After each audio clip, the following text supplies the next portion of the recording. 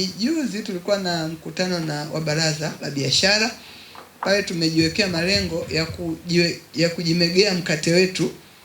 Kwa tutaunda kamati ya kwenda kugawa mkate. Maana dira mpaka sasa iko kitaifa zaidi. Haijasema kila mkoa una kipande gani cha kufikia pale tulipopanga kuenda. Kama mlivyosikia, tunataka pato liwe trilioni 1. Sasa pato la trilioni 1 dola si jambo dogo. Kwa ni hela kubwa ambayo tumejiwekea, lakini tumeweka ili tujisukume, tujistretch kwenda.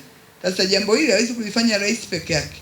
Ni sisi aliyotuweka, tunataka kila mtu kwa nafasi yake awajibike ili tufikirie trilioni 1. Kwa naomba leo niwakumbushe watumishi, sisi tukikaa management, tukikaa na wakuu wa wilaya na kurugenzi nini, tunaongea sana hivyo vitu. Lakini ukija wale walio chini yetu nao wamevibeba kama sisi tulivyovibeba. Sasa kwa sababu kikao hiki tuko watumishi wote, sisi tuna dhamira kama mkoa. Tumeunda timu ambayo timu ile tunataka ichakate namna gani mkoa wa Dodoma utashiriki kufikia zile trilioni 1 kama mkoa. Tujipangie keki ketu, kwa sisi tunataka tuchangie kwa kiasi fulani, tunachangia kupitia sekta fulani. Sekta binafsi tutafanya nini ili ivutiwe kutekeleza mpango ule. Tumesikia 70% inatengenezwa na sekta binafsi, 30% ni serikali na taasisi zake. Kwa hiyo tunaipanga, lakini mwisho wa siku hayo yatapangwa kupitia idara zetu, ndio yatapangwa.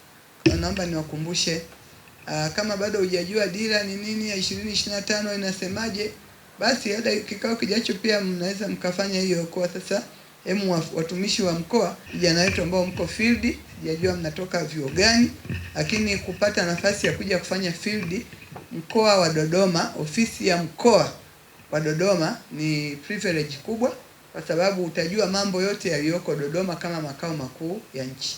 Lakini sisi Dodoma tunasema ni fahari ya Watanzania. Kija hapo jua umekuja kujifunza, lakini kuja kuifaharisha Dodoma. Sijajua mnakutana na mambo gani kwenye idara zenu mnaojifunza, lakini kila tunachokifanya tunatamani kifanyike kwa ubora kamili. Kwa hiyo endeleeni kujifunza namna hiyo. Mkitoka hapa mwe mmeongeza kitu kwenye masomo yenu zaidi ya yale mliojia, lakini mmeongeza mengine yanayotokana na maendeleo ya mkoa wa Dodoma. Niwapongeze sana wote ambao wamezaliwa mwezi Julai na mwezi Agosti.